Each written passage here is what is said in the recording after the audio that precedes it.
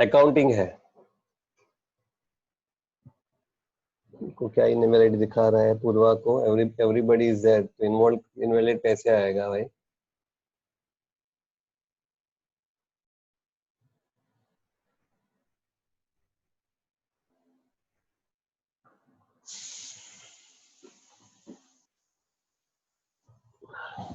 अभी जैसे कि सबसे इंपॉर्टेंट चीज, फॉर एग्जांपल टैली का पहले तो एडवांटेज क्या है? Okay, I think Purva holidays is connecting. Tejesh भाई, नाउ टैली का एडवांटेज मुझे यहाँ पे सबसे पहले ये मिलता है, जब हम लोग अकाउंटिंग करते हैं, जो कॉलेज में कॉमर्स सीख के आए हुए हैं या जो बुक्स ऑफ अकाउंट लिखते हैं, उनको पता है कि हर एक चीज आपको मैन्युअली लिखनी पड़ती है। I am saying not as a computer package, I am saying manual जब हम लोग काम करते हैं तो। ना मैन्युअली जब हम लोग करते हैं तो वो टाइम पे जैसे कि आपने एक एंट्री लिखी, आज कुछ परचेज किया, कुछ सेल्स किया, कुछ रिसिप्ट आया, कुछ पेमेंट किया, तो हर एक चीज को आपको हर एक जगह पे पोस्टिंग करना पड़ता है। Posting in the sense, general entry में आपने पोस्टिंग किया, आपने उसको बैंक अकाउंट बनाया, आपने कैश अकाउंट बनाया। जब हम लोग मैन्युअली करते हैं, मैं उसकी बात कर रहा हूं। ओके, सो नॉर्मल केस में जब आप मैन्युअल करते हो, आपको सारा पोस्टिंग यहाँ से वहां से यहाँ हर एक चीज देखनी पड़ती है। मैंने जर्नल एंट्री की, मैंने उसके लेजर में डाला, मैंने बैलेंस शीट में प्रॉपरली लिखा है कि नहीं, मैंने प्रॉफिट एंड लॉस में लिखा है कि नहीं। सपोज कोई चेंजेस आ गया, कोई 2 एंट्री मेरी बढ़ गई, अगर 2 एंट्री मेरी बढ़ गई तो भी मुझे सारी जगह पे मेरा पोस्टिंग हुआ कि नहीं वो सब देखना पड़ता है। पहले जमाने में कैसा था कंपनीज में कि अगर किसी को परचेज के लिए लिया है तो वो आदमी को जिंदगी भर परचेज ही करता था। सेल्स डिपार्टमेंट में तो सेल्स ही करता था, बैंक संभालता था तो पूरा बैंक ही संभालता था। और जब फाइनलाइजेशन करने को आता है, जब बैलेंस शीट बनाने को आता है, वो टाइम पे वो चारों जन को साथ में जमा करना है, खड़ा करना है, भाई आप आपका डिटेल दो, आप आपका डिटेल दो, कुछ करेक्शन है तो again everything is with the help of a group of people. When you are coming in the accountings, जब आप as a books of account में आ गए, फॉर एग्जांपल टैली, ठीक है, तो टैली में बेसिकली कैसा है, सबसे पहले तो एडवांटेज आपको खाली एक ही करना है, आपको आपकी एक वाउचर एंट्री करनी है।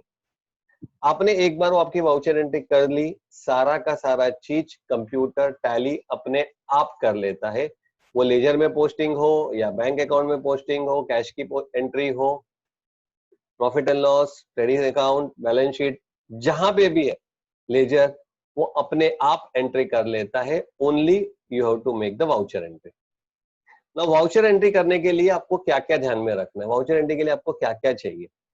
अब before I go to voucher entry, मुझे थोड़ा टैली का आपको इंट्रोडक्शन देना है। जैसे मैंने टैली ऑन कर दिया, टैली का स्क्रीन मैंने ऑन किया तो सीधा मेरे सामने ये टैली आ गया।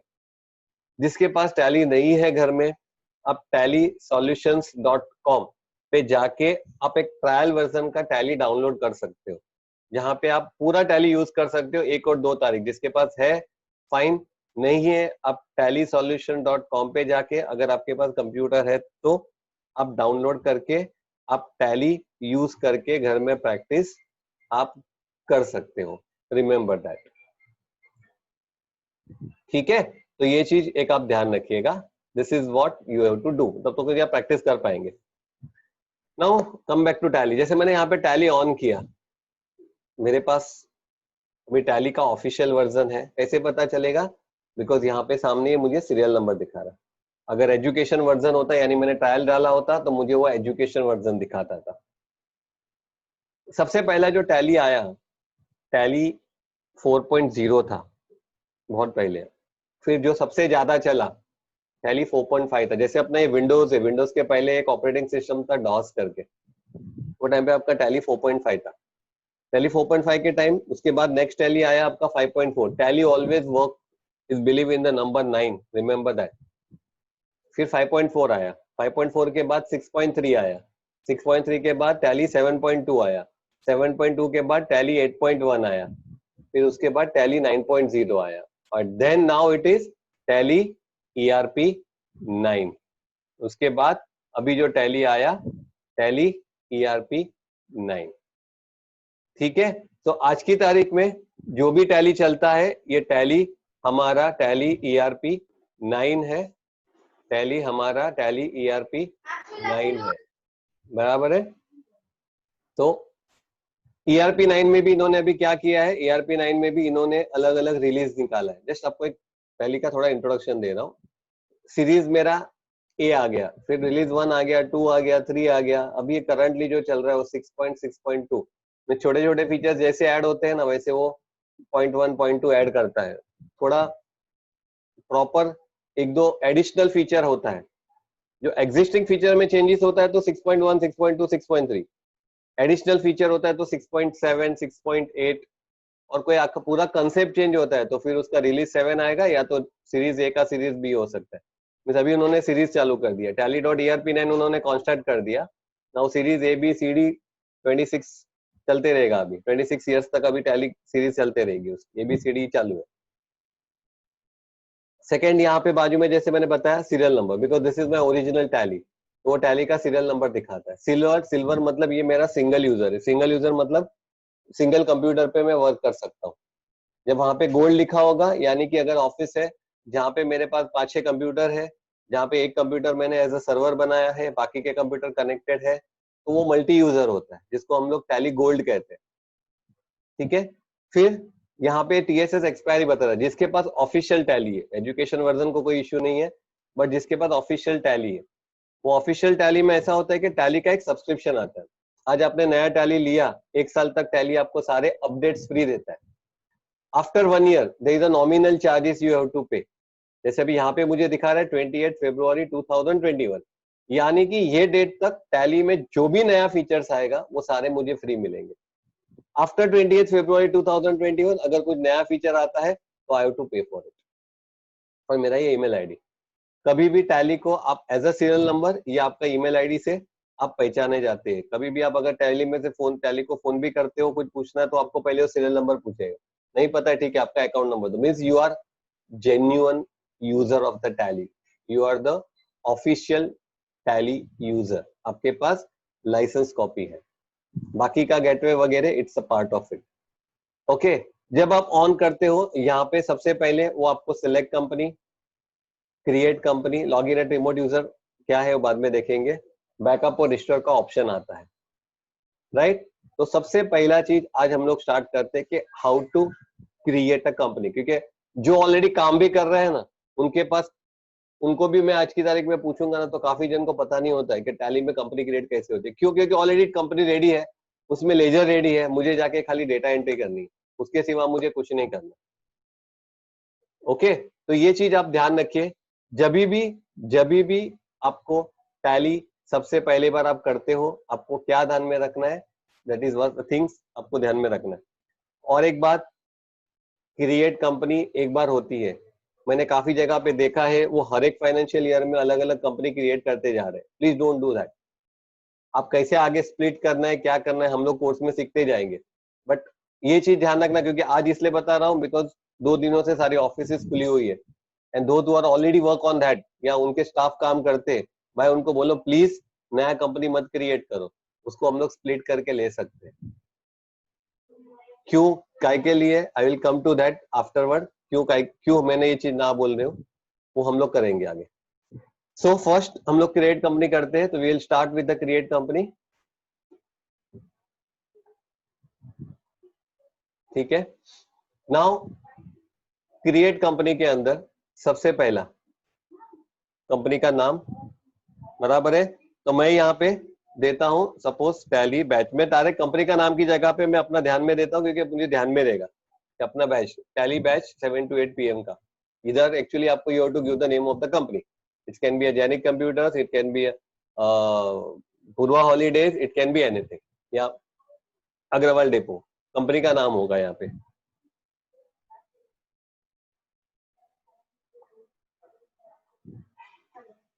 जैसे आपने वहां पे डाला, नीचे मेलिंग में भी आपका वो सेम कंपनी का नाम यहाँ पे आ जाता है। देन जो भी आपको यहाँ पे लिखना है, एड्रेस, कंपनी का नाम, बिल्डिंग का नाम, जो भी है मेरा यहाँ पे, suppose Borivali west, please even आप भले आप टेम्पररी भी बनाते हो तो भी रिक्वेस्ट है प्रॉपर बनाओ, क्योंकि जब आप उसका इनवॉइस देखते हैं या आप जब परचेज की बिल्स वगैरह देखते हो तो आपको वहां पे प्रॉपर पता चलता है कि वो प्रिंटिंग में कैसे आएगा। तो please don't write ABCD XYZ कुछ भी, write a proper country. Now यहाँ पे अगर आप साइड में देखेंगे, we have a list of company. ये लिस्ट ऑफ कंपनी का मतलब क्या हुआ, आज की तारीख में टैली सॉफ्टवेयर ये सारे कंट्रीज में चल रहा है। अल्जीरिया, ऑस्ट्रेलिया, बांग्लादेश, ये जो भी दिखा रहा है ना, ये हर एक जगह पे टैली सॉफ्टवेयर काम कर रहा है और टैली सॉफ्टवेयर वहां पे लोग एज अ अकाउंटिंग यूज कर रहे हैं। तो आप यहाँ पे जो भी कंट्री सिलेक्ट करेंगे तो वो कंट्री के जितने भी आपके अकाउंटिंग टैक्सेशन के जो नॉर्म्स है या GST के जो नॉर्म्स है, वो सारे के सारे नॉर्म्स आपके पोर्टल से डाउनलोड हो जाएंगे। आपके कंप्यूटर में पोर्टल से डाउनलोड हो जाएंगे। इसका मतलब ये हुआ, जब आप कंपनी क्रिएट करते हो वो टाइम पे इंटरनेट जरूरी है। सबसे पहला तो ये चीज ध्यान में रखना, कंपनी क्रिएट करते हो वो टाइम पे इंटरनेट जरूरी है, क्योंकि उसको सर्वर से डाउनलोड करना, ये सारा चीज पहले से डाउनलोड नहीं करता। आपने क्या सिलेक्ट किया, आपने कौन सी कंट्री सिलेक्ट की, आपने कौन सा स्टेट सिलेक्ट किया, वो हिसाब से वो सर्वर से आपको डाउनलोड करके देगा, तो दैट आपका इंस्टॉलेशन भी इजीली होता है और आपके टैली ऑन करने के टाइम पे उसको प्रॉब्लम जरा भी नहीं आता। कंट्री लिया, उसके बाद हमारा महाराष्ट्र, जो भी मेरा पिन कोड है वो पिन कोड ऑलरेडी मैंने यहाँ पे लिखा हुआ है, तो पिन कोड भी मैंने यहाँ पे लिख दिया।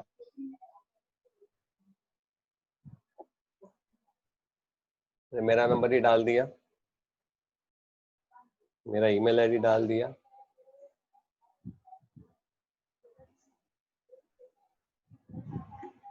Okay, now when I say financial year begin from और books begin from, ये दो में डिफरेंस क्या होता है? ये दो में डिफरेंस ये होता है कि जब फाइनेंशियल ईयर बिगिंस फ्रॉम का मतलब होता है, ऑफ कोर्स ऑलवेज आपका फाइनेंशियल अप्रैल टू मार्च ही होने वाला है। करंटली जो हमारा ईयर है वो 2021 है, यानी कि 1/4/20 से ही स्टार्ट होगा। बट बुक्स बिगिनिंग फ्रॉम जरूरी नहीं है 1/4, वो इन बिटवीन भी हो सकता है। फॉर एग्जाम्पल, आपने 5 जून को एक नया कंपनी चालू किया, आपने 5 जून को एक नया कंपनी चालू किया, बैंक अकाउंट जाके ओपन किया 5 जून को, यानी आपका बुक्स ऑफ अकाउंट कभी चालू हुआ 5 जून को, तो बुक्स बिगिनिंग फ्रॉम 5 जून आएगा। ऑलरेडी प्रीवियस ईयर से कंटिन्यू कर रहे हैं तो आपका वो 1 अप्रैल, बुक्स बिगिनिंग फ्रॉम 1 अप्रैल ही आएगा। हम अभी 1 अप्रैल ही चल रहे हैं, but in between new company, new business started, the day you started the business, वो आपका बुक्स बिगिनिंग फ्रॉम में आना है। टेलीवोट पासवर्ड सिक्योरिटी फिलहाल कुछ नहीं करना है, पासवर्ड क्या है वो लास्ट में देखेंगे। बेस करेंसी अपना रुपीस का है, INR, suffix symbol to amount, आपके अमाउंट में वो रुपीस का सिंबल आगे चाहिए या पीछे चाहिए, ये उल्टा पूछता है। सफिक्स चाहिए, पीछे चाहिए, नो, अपने को आगे चाहिए। रुपीस और सिंबल और आपका अमाउंट के बीच में स्पेस चाहिए, yes. Amount in million, India में मिलियंस में नहीं आता, इंडिया के बाहर लोग मिलियंस में दिखाते हैं, तो वहां पे वो यस कर लेते हैं। डेसिमल कितना चाहिए, जब नंबर्स में आता है ₹1000 एंड पैसे 25 ओनली, तो वो यूनिट कौन सा है, पैसे का है, तो वो पैसे का यहाँ पे लिखा हुआ है। पैसे का हमारा यूनिट वर्ड में दो ही होता है, 25 या 29 या 30 पैसे, 40 पैसे, 50 पैसे, 3 डिजिट हमारे पास नहीं है। तो ये बाय डिफॉल्ट सेटिंग है, जस्ट आपको एक बार समझा दिया। तो आपको यहाँ पे कुछ नहीं करना है, जो भी हमारा ऊपर चेंजेस हो गया और एक्सेप्ट। सो हमारा कंपनी यहाँ पे क्रिएट हो गया। नेम ऑफ द कंपनी जो मैंने यहाँ पे दिया था वो आ गया, this is my name of the company. Okay, tally जो भी मैंने कंपनी का नाम दिया था, मेरा यहाँ पे ऊपर इज माय फाइनेंशियल ईयर जो मैंने दिया था, books of account begin from 1 अप्रैल 2020, वो मुझे दिखा रहा है। अभी तक मैंने यहाँ पे एक भी वाउचर एंटर नहीं किया है, तो it is showing me know vouchers enter करके। ये चीज मुझे वो यहाँ पे पूरा दिखा रहा है कि यहाँ पे अभी भी एक भी वाउचर यहाँ पे नहीं है करके। ठीक है, फाइन। सो अभी मुझे यहाँ पे स्टार्ट करना है। तो जैसे मैंने आपको बताया कि इंपॉर्टेंट पार्ट है मेरा वाउचर, लेकिन वो जो वाउचर है, वो वाउचर के लिए मुझे क्या ध्यान में रखना है, टैली में मुझे ध्यान में क्या रखना है। आज आपने वाउचर बनाया तो वाउचर के अंदर नेचुरली आपको एक पर्टिकुलर लेजर लिखना पड़ता है। कैश अकाउंट है, बैंक अकाउंट है, मेरा कोई डेटर से, डेटर मतलब जिसको आपने सेल किया, जहां से पैसे आने वाले हैं, या मेरा क्रेडिटर से, जहां से मैंने जिसके पास से परचेज किया, जिसको मुझे पैसे देने। ओके, सिंपल लैंग्वेज में बता रहा हूँ। डेटर्स में जहां से जिसके पास से मुझे लेना है, और क्रेडिटर मतलब जिसको मुझे पेमेंट करना है। सन्डी डेटर्स, सन्डी क्रेडिटर्स, ये दो अकाउंट ऑलवेज एक हम लोगों को यहाँ पे क्रिएट करना है, क्योंकि वो देता ही रहता है। परचेज अकाउंट होगा क्योंकि कुछ हम लोग जब परचेज करते हैं। सेल्स अकाउंट होता है जब हम लोगों को कुछ सेल्स करना है। रिसिप्ट यानी कि बैंक अकाउंट होता है। पैसा है, कैश अकाउंट होता है। ये नॉर्मल आपके अकाउंट्स होते हैं, यानी कि जिसको हम लोग टैली में कहते हैं लेजर्स होते हैं। अभी लेजर तो आप क्रिएट कर लेंगे, बट टैली को कैसे पता चलेगा भाई ये लेजर कैश का ही है, या ये लेजर मेरा बैंक का ही है, या ये मेरे डेटर्स ही है, ये मेरे क्रेडिटर्स ही है। यानी कि ये मुझे कहाँ पे जाना है, बैलेंस शीट में कहाँ पे जाएगा, पीएनएल में कैसे जाएगा, ये मुझे कहाँ से पता चलेगा। तो उसके लिए ये अकाउंट इंफॉर्मेशन में मैं आपको एक चीज दिखा रहा हूँ। सबसे पहला यहाँ पे है ग्रुप्स करके। क्या लिखा है? ग्रुप्स। अब ये ग्रुप्स है जो प्री डिफाइन है। ये जो ग्रुप्स है वो प्री डिफाइन है। आप जब भी कोई लेजर बनाते हो, आपको उसके एसोसिएट ग्रुप देना है, जिससे आपका टैली तय करता है आपको वो पर्टिकुलर आपका लेजर कहां पे जाएगा। जैसे कि मैं अगर ग्रुप में एंटर मारता हूं और ग्रुप में खाली डिस्प्ले करके दिखाता हूं, बैंक अकाउंट है, bank OCC, OD, capital account, cash in hand, current asset, deposit, direct, duties and taxes, ये सारे इनडायरेक्ट एक्शन, ये सारे के सारे ग्रुप्स आपके प्री डिफाइंड है। आप ये ओरिजिनल ग्रुप्स को हाथ नहीं लगा सकते। हाँ, आप सब ग्रुप बना सकते हो इसके अंडर, बट आप ये ग्रुप को हाथ नहीं लगा सकते, because this is the pre defined in tally. Tally के अंदर ये पहले से प्री डिफाइंड है।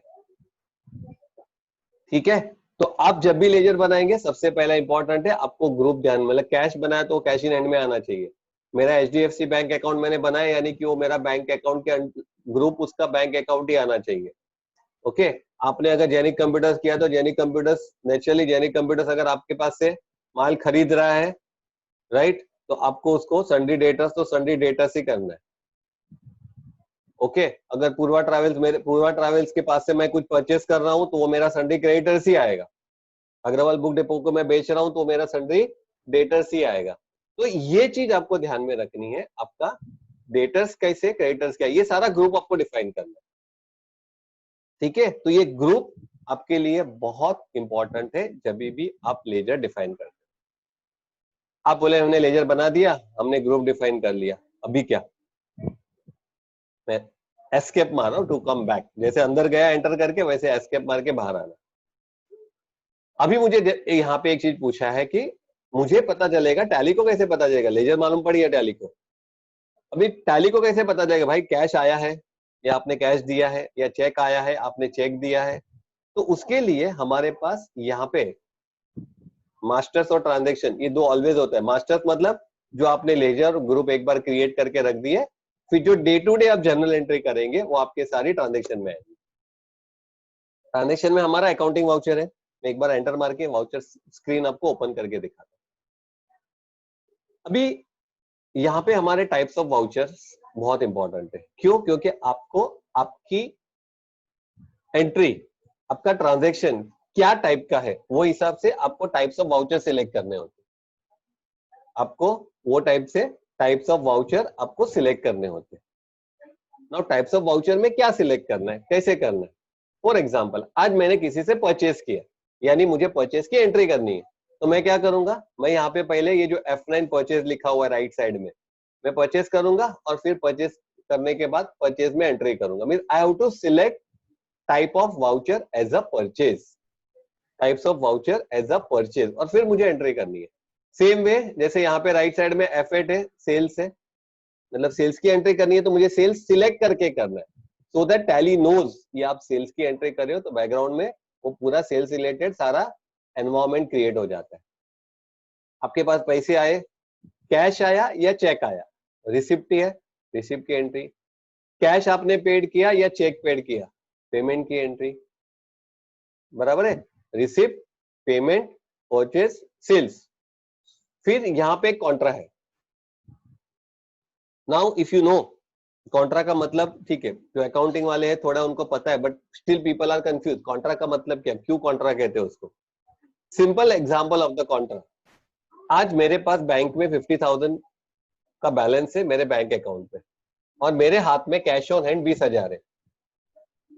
अगेन सुन लो, मेरे हाथ में कैश ऑन हैंड है 20,000 और बैंक में मेरे 50,000 पड़े, बराबर है। तो 25,000 cash on hand, 50,000 bank. Means अगर मैं आज सोचूं कि मेरे पास आज की तारीख में मेरी पूंजी कितनी है, मेरे पास पैसे कितने हैं, तो 50 और 25 75,000 ही है मेरे पास। मुझे किसी को कैश देना है या बैंक से देना है, मेरे पास 75 आज की तारीख में बैलेंस है। आपने आपके जो आपके पास कैश पड़ा है 25,000 पड़ा है, उसमें से मैंने 10,000 जाके बैंक में डिपॉजिट किए। अब मेरे पास जो कैश है वो मैं बैंक में जाके डिपॉजिट कर रहा हूँ, यानी यहाँ से 25 में से 10 गया, मेरे पास 15 है। बैंक में मेरा 50 में से 10 हो गया 60, 60 और 15 75 रहने वाला है। मेरे बैलेंस को कोई फर्क नहीं पड़ा। This is Contra entry, this is Contra entry. Means cash on hand मेरे पास कुछ पड़ा है, वो मैं बैंक में जाके डिपॉजिट कर रहा हूँ, और बैंक में से मैंने 10,000 रुपए निकाला और मैंने ऑफिस में पेटी कैश में रखा, यानी कि कैश ऑन हैंड हाथ में रखा, खर्चा नहीं किया, सिर्फ मैंने कैश ऑन हैंड हाथ में रखा। अगेन मेरा 75 का 75 होने वाला है, ना मेरा 5,000 कहीं गया है, ना 5,000 मेरा कोई नया आया है। मेरे पास कैश ऑन हैंड में से बैंक में, और बैंक में से कैश ऑन यूनियन, ये जो ट्रांजेक्शन होता है। और मेरा 2 बैंक अकाउंट है, अभी जैसे कि मेरा जेनिक कंप्यूटर है, मेरा एचडीएफसी में अकाउंट है और देना बैंक में अकाउंट है, तो मैं देना बैंक से एचडीएफसी में को ट्रांसफर कर रहा हूँ या एचडीएफसी से देना बैंक में ट्रांसफर कर रहा हूँ। It is a contra entry, क्योंकि सारा चीज अंडर वन रूफ, मेरे ही सारे अकाउंट से, तीनों जो भी है, या कैश इन हैंड या एक अकाउंट से दूसरे अकाउंट में ट्रांसफर कर रहा हूं मैं, everything tells as a contra entry. ठीक है, तो ये मेरे टाइप्स ऑफ वाउचर है। बाकी जो बचा वो सारा आपका जनरल में आता है, बाकी जो बचा वो आपका जनरल में आता है। So types of voucher: payment, receipt, general, sales, purchase और कॉन्ट्रा एंट्री। ये आपके टाइप्स ऑफ टोटल वाउचर्स है जो सबसे ज्यादा हम लोग रेगुलर केस में यूज करते हैं। बाकी भी क्रेडिट नोट, डेबिट नोट है, जब हम लोग वो इन्वेंट्री का बात करेंगे वो टाइम पे हम लोग उसको देखेंगे। ठीक है, तो I am just pressing here escape key. Yes, I am back to my first screen. So मैंने आज आपको एक कंपनी क्रिएट करके दिखाया सबसे पहले, उसके बाद हम लोग अकाउंटिंग वाउचर में गए, सॉरी ग्रुप गए, ग्रुप का आपको मैंने आइडिया दिया ग्रुप क्या क्या है, और फिर हमने अकाउंटिंग वाउचर पे जाके देखा कि मेरे पास टाइप्स ऑफ वाउचर क्या है। तो now I will went to accounting. अभी हम क्या करेंगे, अभी हम लोगों को पहले तो लेजर्स क्रिएट करने, मुझे एक जनरल एंट्री थोड़ी करनी है, मुझे उसके लिए मुझे लेजर्स क्रिएट करने, जैसे कि मैंने बताया, एक डेटर्स, एक क्रेडिटर्स, एक परचेस, एक सेल्स और एक बैंक अकाउंट। ये 5 एटलीस्ट मुझे लेजर चाहिए। बट जब मैं कंपनी क्रिएट करने जाऊंगा, मैं जब लेजर क्रिएट करने जाऊंगा, मुझे सबसे पहले एक बैकग्राउंड रेडी करना है कि मेरे कंपनी के लिए मुझे क्या क्या यहाँ पे चाहिए, taxation related. Now I am saying, आप बोलेंगे यार मुझे इन्वेंट्री की जरूरत ही नहीं है, मैं कुछ बेच ही नहीं रहा हूँ, मैं सिर्फ अकाउंट्स लिख रहा हूँ। फाइन, तो आप चालू हो जाओ। बट हमारा सबसे इंपॉर्टेंट यहाँ पर है, we are utilising the taxation, जैसे कि GST, goods and service tax. तो before I create any ledger, before I create any vouchers, मतलब बनाने जाओ, सबसे पहला मुझे मेरे कंपनी को जीएसटी के लिए तैयार करना है, यानी कि मुझे पहले कंपनी को जीएसटी के सारे सेटिंग्स ऑन करने हैं, तो ही वो मुझे लेजर में सारा जीएसटी का डिटेल बताया जाएगा। फाइन, तो हम लोग पहले देखते हैं जीएसटी का पहले तो सेटिंग कैसे करने। तो हमारे पास यहाँ पे राइट साइड में अगर आप देखेंगे तो नीचे एक फीचर्स करके F11 है, राइट साइड में जैसे लिखा है ना, इसमें एकदम नीचे फीचर्स करके F11, you see this F11 right side में, तो मैं इसको F11 पे क्लिक करता हूँ।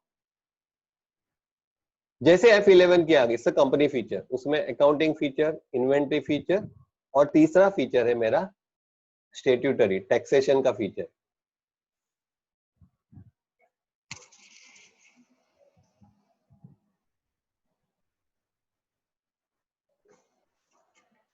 तो मैं यहाँ पे स्टेट्यूटरी और टैक्सेशन का फीचर मैं यहाँ पे ऑन करता हूँ।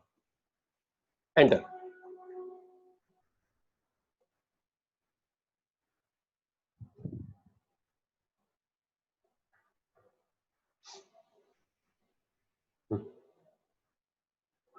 ठीक है, जैसे मैंने शेड्यूल टेक्स्ट किया ना, उससे मुझे थोड़ा टाइम लगा। टाइम इसलिए लगाया क्योंकि मैं अभी सेटिंग जैसे जैसे ऑन करूंगा ना, उसको इंटरनेट की जरूरत पड़ने वाली है, डाउनलोड होने वाला है वहां से। Enable goods and service tax सबसे पहला वहां पे लिखा हुआ है। वैट बैट बाकी सब छोड़ दो, अपने को खाली पहला देखना है, enable goods and service tax. Now before I go to goods and service tax, what is GST?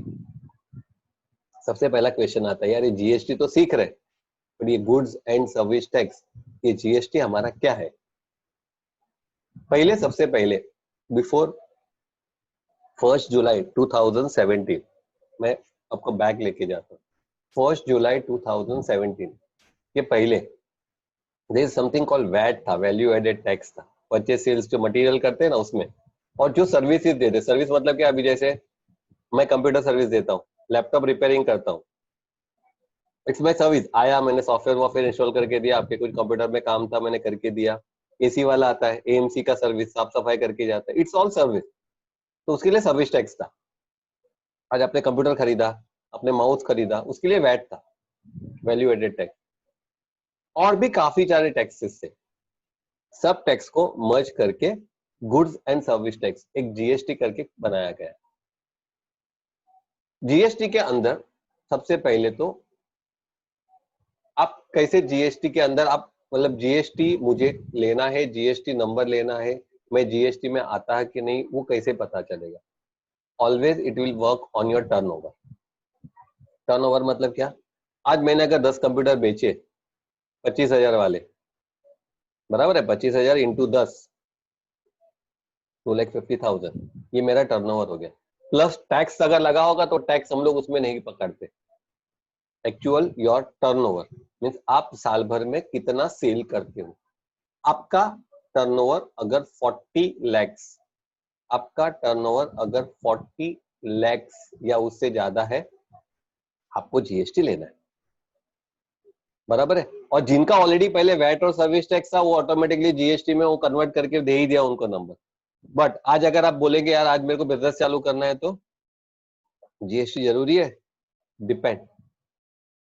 सामने वाला अगर आपके पास जीएसटी बिल ही मांगता है तो आपको जीएसटी नंबर निकालना जरूरी है। अदरवाइज अदरवाइज आपको वेट करना है कि आपका टर्नओवर 40 लाख जब भी होता है, वो टाइम पे भी आप जीएसटी के लिए अप्लाई कर सकते हो। मैंने आज सपोज दुकान मैंने चालू की, मैंने मंथ ऑफ जून में मैंने स्टार्ट कर दिया, मुझे जरूरी नहीं है कि मुझे जीएसटी नंबर निकालना है, बिकॉज मेरा अभी तो स्टार्ट हो रहा है। सपोज फरवरी महीने में मेरा टर्नओवर 40 लाख हो रहा है, सर्विस टैक्स वगैरह में एक इश्यू था पहले, अगर मेरा फरवरी में भी मेरा 10 लाख का 11 लाख हो गया ना, मुझे पूरे के ऊपर भरना पड़ता था। जीएसटी में वैसा नहीं है।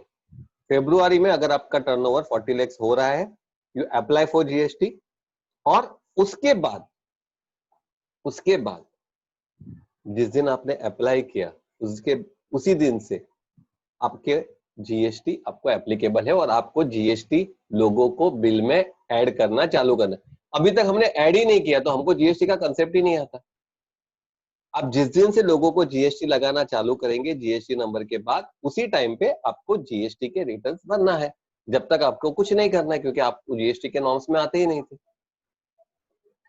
लेकिन जीएसटी के नॉर्म्स में आने के लिए भी हमारे पास 2 टाइप का जीएसटी है, एक रेगुलर है और एक कंपोजिशन है। अब ये दोनों क्या है? 40 लाख तो आप आ गए, अब सीए के पास गए, सीए बोलता है आपको कौन सा लेना है, रेगुलर करना है कि कंपोजिशन लेना है, बराबर है।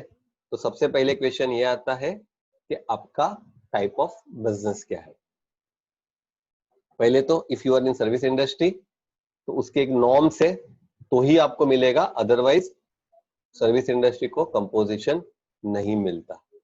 सेकेंड, आप विद इन महाराष्ट्र ही काम कर रहे हो, विद इन महाराष्ट्र में ही आपका बिजनेस है, तो ही आप कंपोजिशन ले सकते हो। अगर आपका इंटरस्टेट है तो, इंट्रास्टेट आ गया आपको कंपोजिशन नहीं मिलेगा। इंट्रास्टेट मतलब आप एक्सपोर्ट भी नहीं कर पाएंगे। कंपोजिशन वहां पे मीन्स अलाउड ही नहीं है।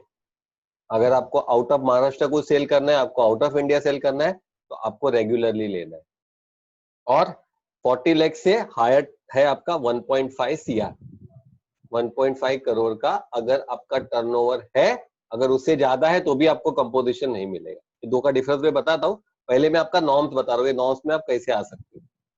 मीन्स अगर मेरा टर्नओवर 40 लाख से 1.5 CR के अंदर है तो मैं कंपोजिशन ले सकता हूँ। मैं महाराष्ट्र के अंदर ही बेचने का काम कर रहा हूँ तो मैं कंपोजिशन ले सकता हूँ। प्रोडक्ट्स में डील कर रहा हूँ, सर्विस में कुछ नॉर्म्स है, बट फिलहाल सर्विसेज वाले काफी कम है जो कंपोजिशन में जा रहे हैं। Everything comes under regular. अब ये दोनों में डिफरेंस क्या है? रेगुलर का कोई लिमिट नहीं है, रेगुलर का कितना भी होने दो, आप रेगुलर में जा सकते। अब ये दोनों का डिफरेंस क्या है? ठीक है, ना सबसे पहले मैं बात करता हूँ कंपोजिशन की। मार्केट में आप जाते हो, ग्रोसरी की दुकान में जाते हो, ग्रोसरी वाले को बोलेंगे भैया जरा मेरे को 4 किलो चावल दे, वो बेचारा बिल बनाएगा, 4 किलो चावल दिस प्लस उसके ऊपर टैक्स ये वो, तब तक तो आदमी गायब हो जाएगा। सबसे पहले तो एज अ रिटेलर, जितने भी रिटेलर्स है मोस्टली सारे कंपोजिशन टैक्स में आते हैं। एडवांटेज क्या मिलता है? आपको MRP पे बेचना है, कंपोजिशन वाले को वो किसी को टैक्स नहीं लगा सकते। जिनका कंपोजिशन GST है वो किसी को भी एडिशनल टैक्स, उनके बिल में एडिशनल टैक्स कभी नहीं आएगा। अगर आ गया यू कैन, आगे का लीगल एक्शन सब है, बहुत कुछ है उसके लिए। बिकॉज कंपोजिशन वाले कभी भी एक्स्ट्रा टैक्स नहीं ले सकते। कंपोजिशन वाले क्या करेंगे? क्वार्टरली 3 महीना, 3 महीने का मेरा ये टाइम कितना हो गया? ये 3 महीने का मेरा 20 लाख का टोटल सेल्स हुआ है। 20 लाख का, क्योंकि वो टैक्स आएगा ही नहीं उनको, वो MRP पे काम करेंगे। 20 लाख का टैक्स हो गया, ठीक है। मेरा परसेंटेज कितना आता है? कंपोजिशन वाले का 3 ही परसेंटेज आता है, 1%। जिसे जिसे आपको लिखना है आप लिख सकते हो, साथ में बुक लेके रखना। मैं तो फिर एक टैली का हेल्प फाइल आपको बता दूंगा, आप टैली के हेल्प फाइल में आपको टैली मिलेगा। मैं जो थियरी बता रहा हूँ वो थियरी आपको कहीं नहीं मिलेगी, क्योंकि जब मैं GST में टैली में जा रहा हूँ तो आपको ये नॉलेज देना जरूरी है करके मैं पहले GST की थियरी पे आ रहा हूँ। तो 1%, 2% और 5%, ये 3% आपके कंपोजिशन में है। नॉर्मली रिटेलर को 1% लगता है। 20 लाख के ऊपर 1%, 20,000 जाके मुझे गवर्नमेंट को भर देने का है, बाकी मुझे कुछ नहीं करना है। No Chopra, nothing. मेरा टर्नओवर सामने जाके पैसा भर दो 1%, जो भी मेरे बिजनेस के हिसाब से आता है, मुझे उसके सिवा कुछ ध्यान में नहीं रखना है। This is composition. तो रिटेलर के लिए सबसे ज्यादा composition is always favourable, but again limit up to 1.5 CR। Regular की बात करें, रेगुलर टैक्स के अंदर कैसे होता है? रेगुलर टैक्स के अंदर आज मैंने कंप्यूटर बेचा पूर्वा ट्रैवल्स को, ठीक है, मैंने उनको GST BST लगा के मैंने बेचा। I am a regular dealer. मैंने वो मेरे डिस्ट्रीब्यूटर से मैंने खरीदा, मैंने मेरे डिस्ट्रीब्यूटर से खरीदा, XYZ से मैंने पूर्वा ट्रैवल को बेचा। अभी जब मैं खरीदता हूँ, सपोज मैंने 20,000 का मैंने कंप्यूटर खरीदा, बराबर 18% GST, क्योंकि उसके ऊपर मेरा 18% GST लगता है। उसके परसेंटेज क्या क्या है मैं आता हूँ आगे, बट कंप्यूटर पे जैसे 18% मेरा GST लगता है, तो मेरे जो डिस्ट्रीब्यूटर है उसने मुझे क्या किया? 20,000 प्लस 18% GST, ओके, और उसने मुझे बिल बना के दे दिया।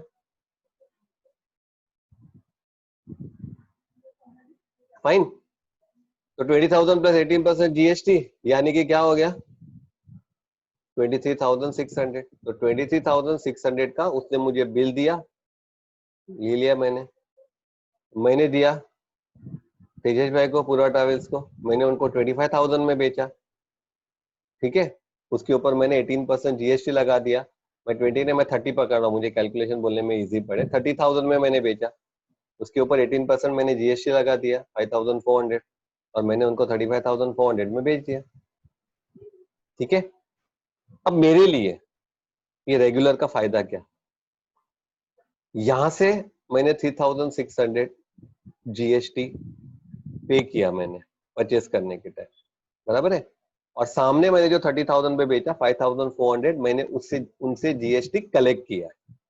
तो जितना भी आपने जीएसटी कलेक्ट किया है,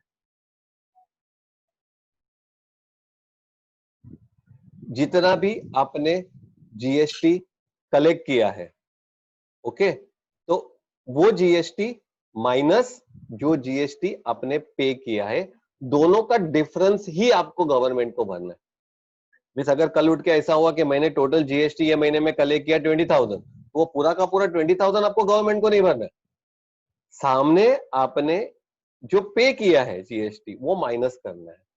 मीन्स अगर मैंने सामने सपोज 10,000 रुपया मैंने ऑलरेडी जीएसटी भरा है परचेस के टाइम और 20 कलेक्ट किया है, तो 20 माइनस 10 मुझे गवर्नमेंट को खाली 10,000 ही भरने का है। This is the benefit of regular.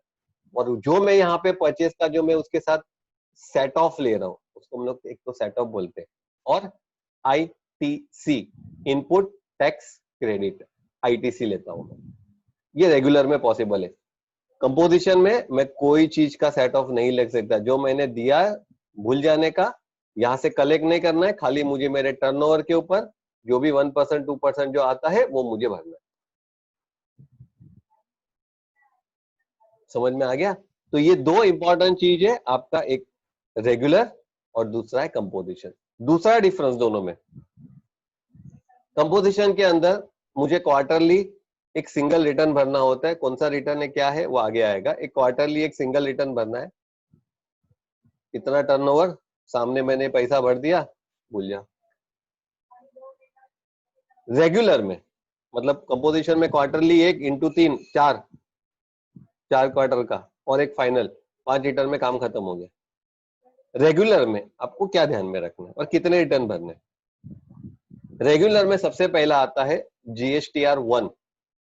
Regular में सबसे पहला आता है आपका जीएसटीआर 1, यानी कि आपकी सेल्स की सारी डिटेल्स। जीएसटीआर 1 यानी कि आपकी सेल्स की सारी डिटेल्स। उसमें भी रिटर्न्स में भी अलग अलग डेट है, आपके टर्नओवर के ऊपर है।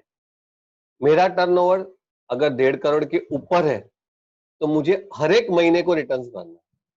लेकिन अगर मेरा टर्नओवर 1.5 करोड़ के नीचे है तो मुझे क्वार्टरली रिटर्न भरना है। कौन सा? जीएसटीआर 1 की बात कर रहा हूं, इंफॉर्मेशन ऑफ माय सेल्स।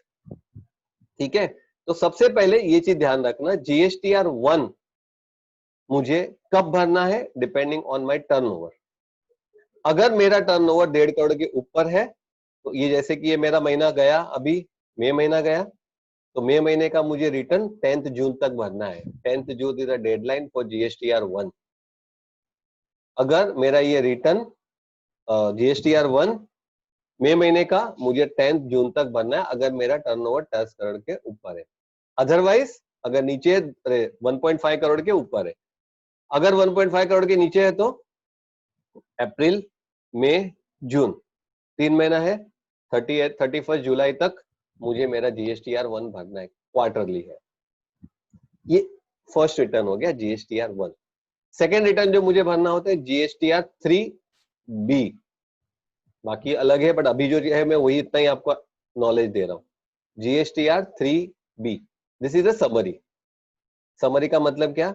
जैसे मैंने आपको एक सेट ऑफ बताया, 20,000 कलेक्ट किया, मतलब जितना टोटल मेरा इतना सेल्स, उसके ऊपर 20,000 मैंने कलेक्ट किया, इतना मेरा परचेज, उसके ऊपर 10,000 मैंने पे किया, ये दोनों का सेट ऑफ मुझे अभी गवर्नमेंट को 10,000, ये जो स्टेटमेंट बनता है ना उसको 3B कहते हैं, जिसमें total sales, total GST collected, total purchase, total GST paid, difference I have to pay to government.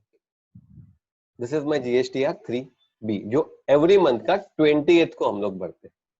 मतलब मई महीने का अभी मुझे भरना है तो जून 20th को मेरा वो 3B जाता है। वो हर एक महीने के लिए पैसा गवर्नमेंट को देना है भाई, वो हर एक महीने को देना है अपने को। ठीक है, तो ये चीज ध्यान रखना, GSTR 1 detail of my sales और मेरा टोटल डिटेल ऑफ माय जो मैंने सेट ऑफ वगैरह करके जो समरी है वो 3B। तो यहाँ पे क्वेश्चन होता है सर सेल्स का तो हम लोग ने डाल दिया इन्फॉर्मेशन, परचेज का क्यों नहीं? जब हर एक जन अपना सेल्स का डिटेल अपलोड करेगा पोर्टल पे तो नेचुरली हमको हमारा परचेज डिटेल अपने आप मिल जाता है, जीएसटीआर 2, बट हमें जो मिलता है जीएसटीआर 2A मिलता है।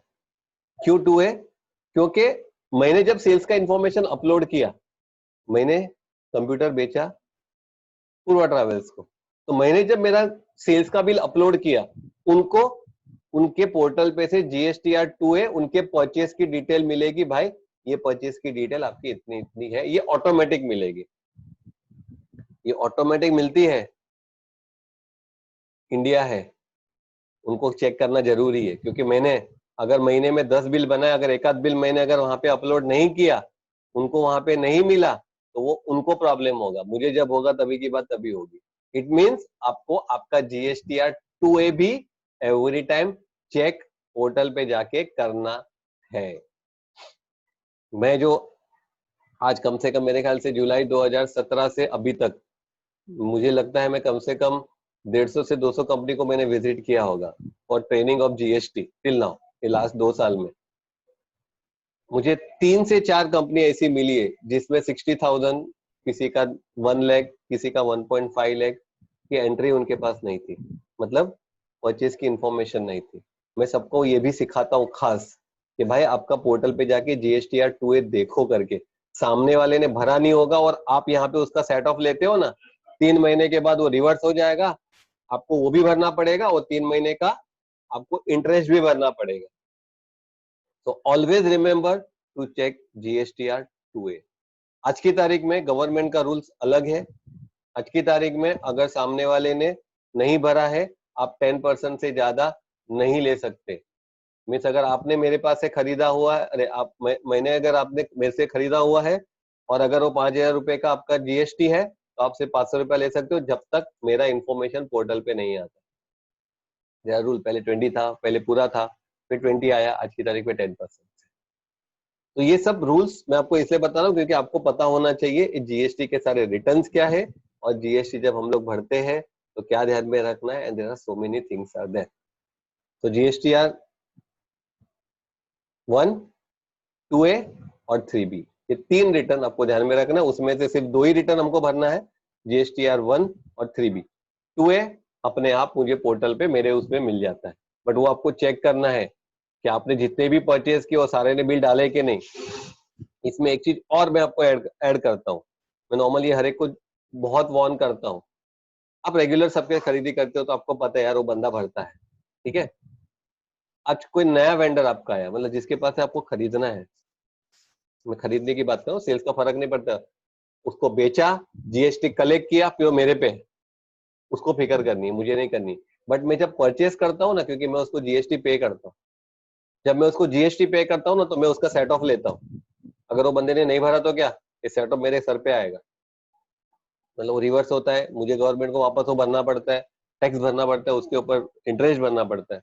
तो जब भी आप नए वेंडर से काम करते हो ना, ऑलवेज रिमेंबर, मैं आपको बताऊंगा पोर्टल पे कि ऑलवेज वो GST नंबर जाके पोर्टल पे उसकी कुंडली देख लेने की। कुंडली का मतलब आप सब इंडियन लैंग्वेज में कुंडली का मतलब सबको पता है कि भाई ये आदमी प्रॉपर रिटर्न भर रहा है कि नहीं, ये आदमी ने लास्ट कितने महीने से रिटर्न नहीं भरा हुआ है। आज की तारीख में आप जाएंगे तो नेचुरली जनवरी या फरवरी के बाद नहीं भरा होगा, that is a different part, क्योंकि ये मेरे साथ भी हो चुका है। मैं एक दो बार मैं एक नया प्रिंटर मुझे चाहिए था, वो जो प्लास्टिक कार्ड प्रिंटर वगैरह अलग से आते हैं, तो मैं एक नए लास्ट 6 महीने पहले, तो मेरे रेगुलर डीलर के पास था नहीं, मैं नए डीलर के पास गया, मतलब भाई ऐसा ऐसा है, बोला ठीक है दे देंगे, 40,000 के 45,000 का कुछ रेट था। बोला ठीक है काम करो, आपका GST नंबर दो। बोला क्यों? मतलब GST नंबर चेक करना है। देखा, अक्टूबर 2017 के बाद उसने एक भी रिटर्न नहीं भरा था। मैं अभी 6 महीने पहले की बात कर रहा हूँ, यानी कि कम से कम वो बंदे ने 1 साल का रिटर्न नहीं भरा था। मैंने उसको बोला, बोलते हाँ मेरा ये प्रॉब्लम है, आप देंगे तो मैं भर दूंगा। मतलब मैं दूंगा और बाद में अगर आपने नहीं भरा तो मैं कहाँ जाऊंगा, मैं भरा और बाद में अगर उसने नहीं दिया तो मैं कहाँ जाऊंगा। मतलब भाई काम करूंगा, अगर मैं तेरे से खरीदूंगा तो मुझे ध्यान में ये रखना है क्या, कि मैं तुझे काम करूंगा, मैं तेरे को सिर्फ टैक्स की अमाउंट दूंगा। इस 40,000 का मशीन पे अगर 18,000 है ना, तो मैं आपको टैक्स का जितना GST है तो वो दूंगा, तू भर, फिर मैं तेरे को बिल की अमाउंट देता हूँ। उसने ना बोल दिया, मतलब sorry, bye bye, tata see you, नहीं तो ये मेरे सर पे आता है। तो प्लीज रिमेंबर, ये चीज बहुत ध्यान में रखनी है, when you are coming under GST regime, please नया खरीदने के टाइम पहले देखो सामने वाला बंदा जेन्युइन टैक्स पेयर है या नहीं है।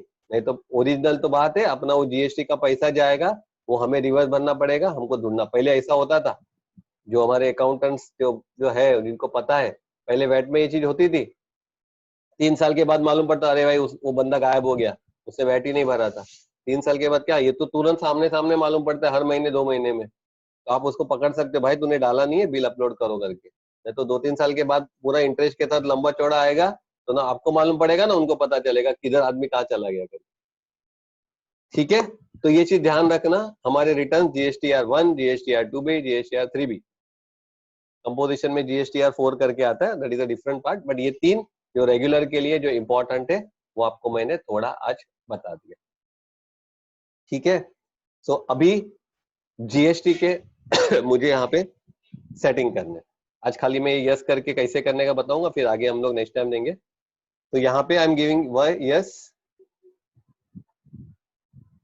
Enable goods and sale services, yes, okay.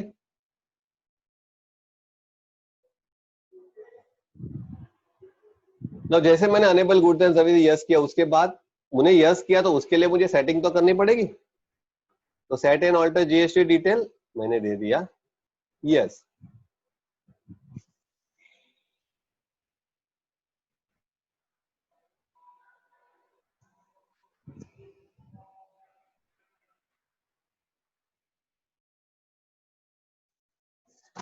Okay, तो जैसे मैंने यस किया, वो सबसे पहले मुझे यहाँ पे पूछ रहा है मेरा स्टेट कौन सा है, एंड ऑलवेज इंपॉर्टेंट है ये स्टेट, ध्यान रखना, क्योंकि आपका जीएसटी में आगे हम लोग जब टाइप्स ऑफ जीएसटी में आएंगे, जीएसटी की जैसे ये दो तो हो गया उसका आपका जीएसटी के अंदर, उसमें SGST, CGST, IGST वगैरह आता है, वो टाइम पे ये बहुत इंपॉर्टेंट है, आपका स्टेट कौन सा है, आप स्टेट के अंदर ही काम कर रहे हो कि स्टेट के बाहर काम कर रहे हो, ये काफी चीजें जो आपको ध्यान में रखनी है। ठीक है, तो ये चीज ध्यान रखना। स्टेट मेरा महाराष्ट्र, अभी मैंने जैसे आपको बताया, आपका टाइप क्या है, रजिस्ट्रेशन टाइप क्या है जीएसटी का, रेगुलर है या कंपोजिशन है। तो मैं अभी फिलहाल अपना 90% वी आर ऑन रेगुलर, तो मैं यहाँ से रेगुलर से जाता हूँ। SSC ऑफ अदर टेरिटरी कुछ नहीं है इसके अंदर। जीएसटी एप्लीकेबल फ्रॉम, अगर मेरा कंपनी 1 अप्रैल से है तो मैंने चली, वो भी मेरा 1 अप्रैल से ही आएगा। जीएसटी ऑफ द कंपनी,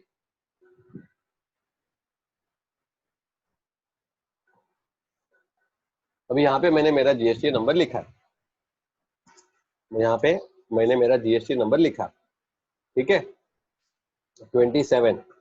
सबसे पहला तो ये 2 जो डिजिट है ना, ये इंडिकेट करता है आप कौन से स्टेट से हो।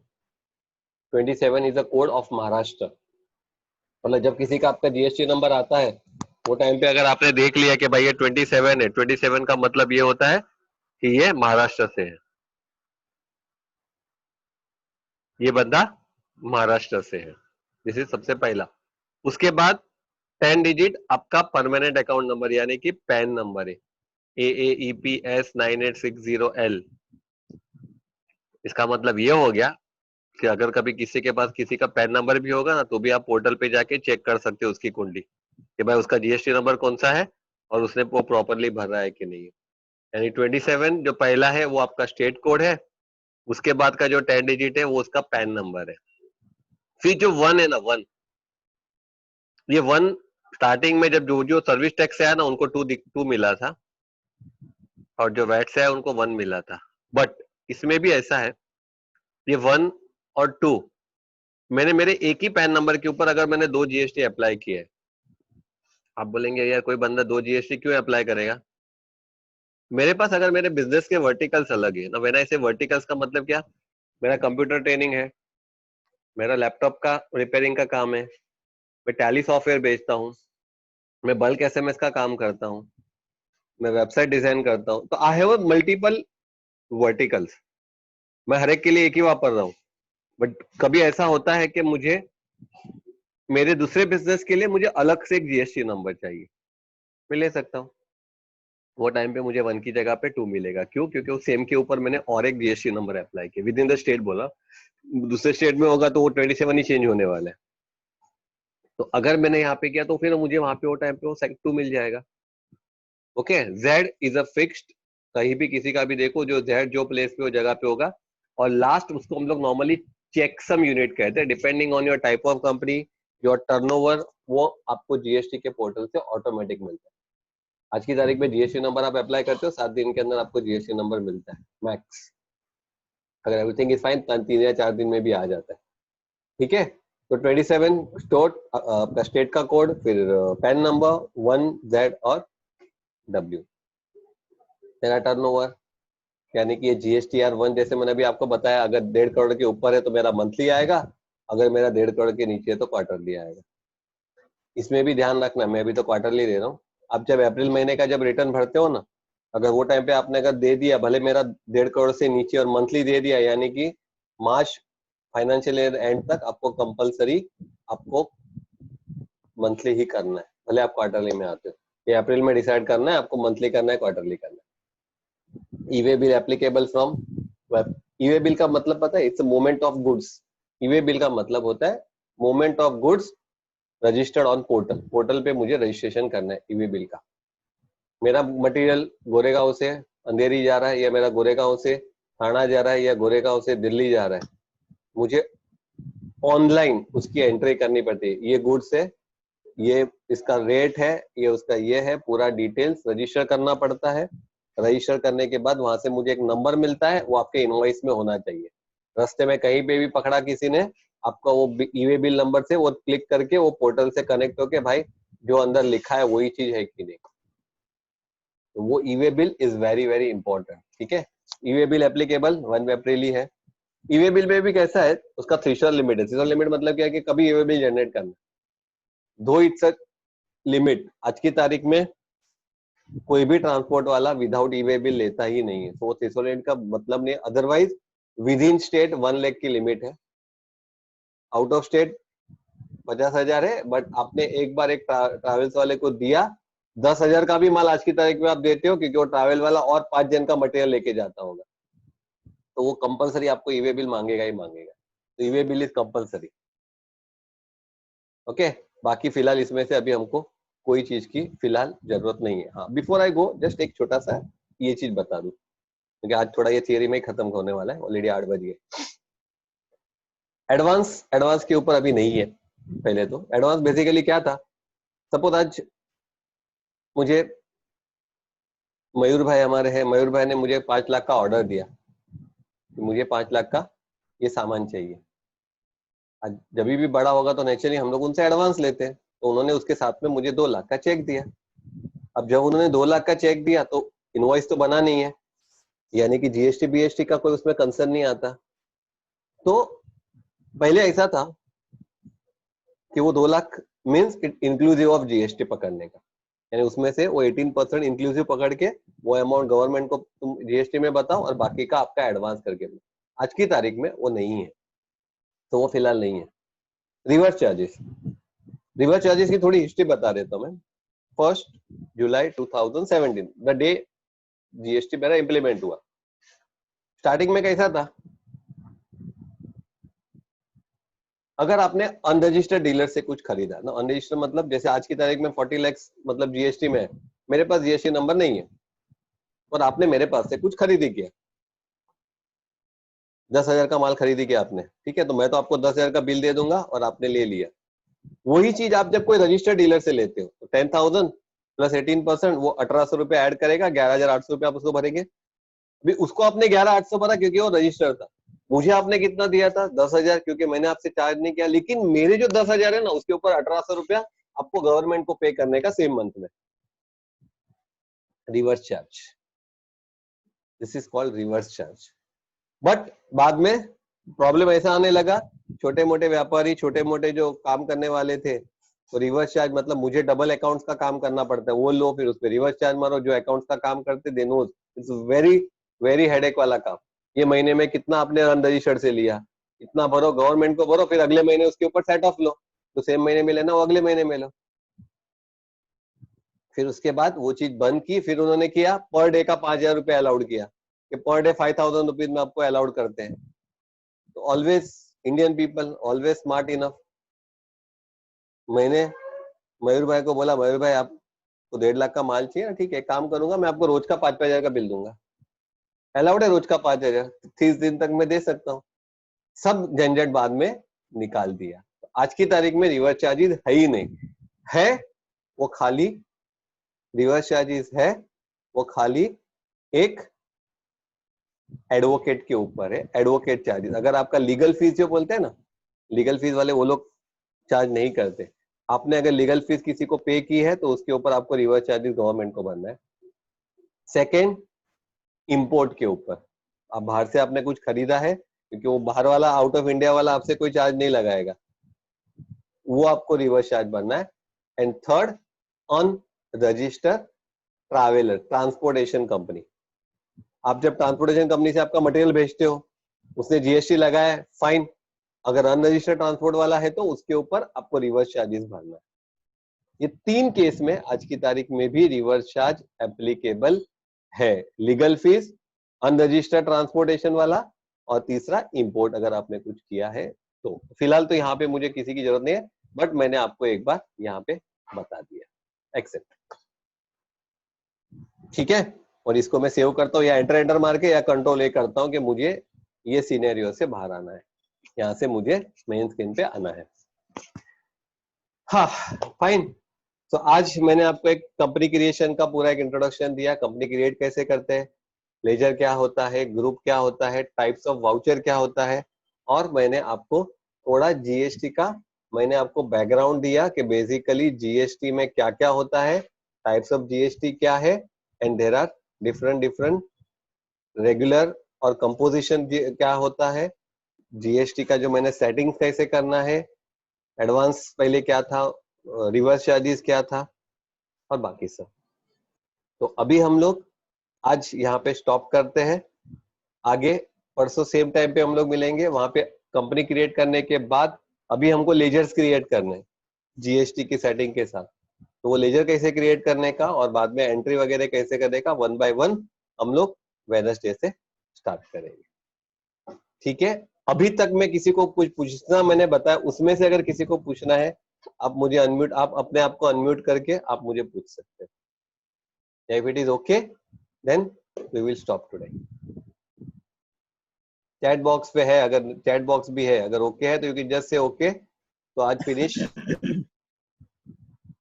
આની આજે થિયરી મળશે કે થિયરી કાઈ નથી, થિયરી મેં તમને જે કીધું ને થિયરી તમને બધું પોર્ટલ પર જ મળશે, because this theory government every 2 month 3 month में चेंज करते। ओके, इसके लिए इसलिए मैंने आपको वही बताया। मैं काम करूंगा, आज का जो सेशन है ना, आज का सेशन